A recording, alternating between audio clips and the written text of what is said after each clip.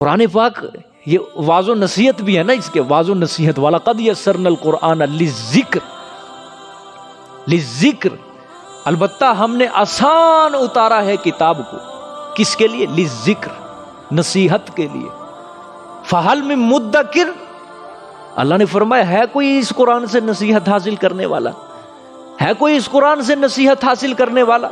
یہ ہے واض و نصیحت، آخرت کے عذاب کا ڈراوا۔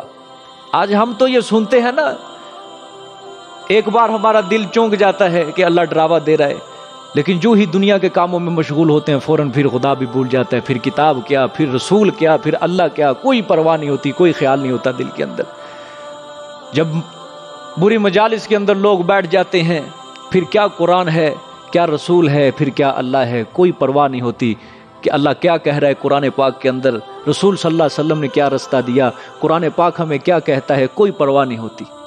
دنیا کے اندر انسان کیا ہو جاتا ہے؟ غافل ہو جاتا ہے، بے خبر ہو جاتا ہے، ٹھیک ہے۔ جس طرح یہی اللہ فرما رہے ہیں وَيُلْهِهِمُ الْعَمَلُ، ان کی امیدوں نے، ان کی خواہشات نے۔ بھئی کافر جو ہوتا ہے نا، دنیا کے مال پہ بڑا اتراتا ہے، دنیا کے پیسے پہ، دنیا کے لذات کے اوپر بڑا اتراتا ہے کہ میرے جیسا ہے ہی کوئی نہیں، مجھے پاس پیسہ مل گیا، مال مل گیا، اب میرے جیسا ہے ہی کوئی نہیں ہے۔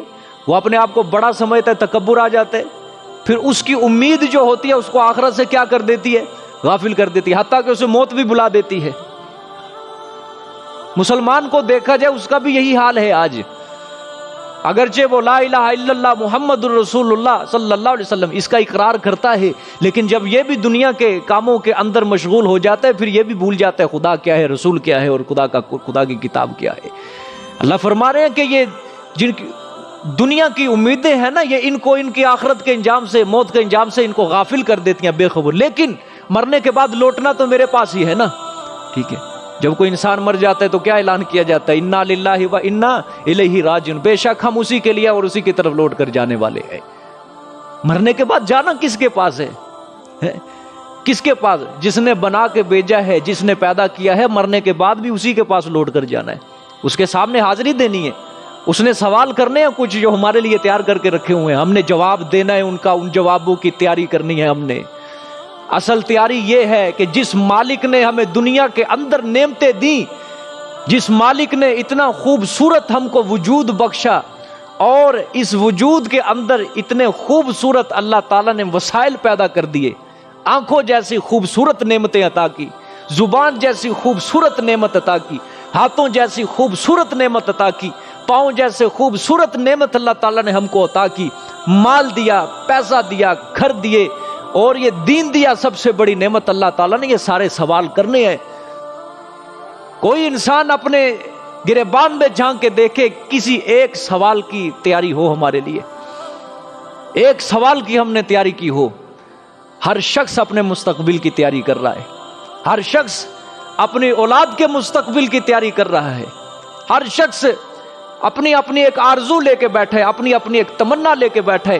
کسی کے دل میں یہ تمنا نہیں ہے، کسی کے دل میں یہ آرزو نہیں ہے کہ کاش قیامت والے دن میں بھی کامیاب ہو جاؤں، کاش قیامت والے دن میں بھی اللہ کے سامنے فلاح پا جاؤں، میں بھی اللہ کے سامنے سرخ روح ہو جاؤں، میں قیامت والے دن مجھے شرمندہ نہ ہونا پڑے اپنے گناہوں کی وجہ سے۔ کسی کے دل میں یہ آرزو اور یہ تمنا نہیں ہے۔ آج دنیا کی امید ہے نا، اس نے غافل کر دیا ہے، بے خبر کر دیا ہمیں اپنے انجام سے۔ اصل انجام خدا کی قسم ہے ہی وہ آخرت ہے، وہاں ملنا ہے سب کو، سب کے نتائج، سب کے اعمال نامے وہاں کھول دیے جائیں گے سب کے، وہاں پھر فیصلے ہوں گے حق و باطل کے، اصل فیصلہ وہاں ہی ہوگا، ایک طرف جنت ہوگی اور ایک طرف جہنم ہوگی۔ یہ فیصلہ اللہ نے انسان کے اوپر دنیا میں چھوڑ دیا ہے، اور چھوڑا ہے کتاب کے ذریعے، کتاب کے ذریعے۔ اس سے انسان انسانیت کا سبق حاصل کرتا ہے، اس سے انسان اپنی روح کو ترقیوں تک پہنچاتا ہے، عروج تک پہنچاتا ہے۔ جو اس کتاب کو چھوڑ دیتا ہے وہ اپنی روح کے اوپر زوال کو طاری کر رہا ہے، زوال کو طاری کر، اپنے آپ کو خدا سے دور کر رہا ہے۔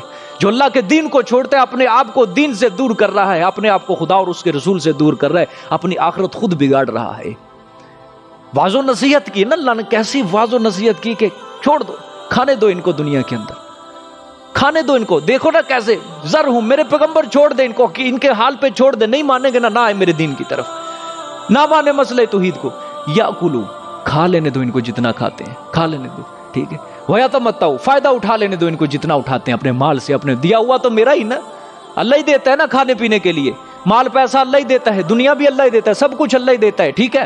وَيُلْهِهِمْ، ان کی امیدوں نے، آرزوؤں نے ان کو بے خبر کر دیا، لیکن جب مرنے کے بعد آئیں گے فَسَوْفَ يَعْلَمُونَ، جان لیں گے پھر بھی اپنے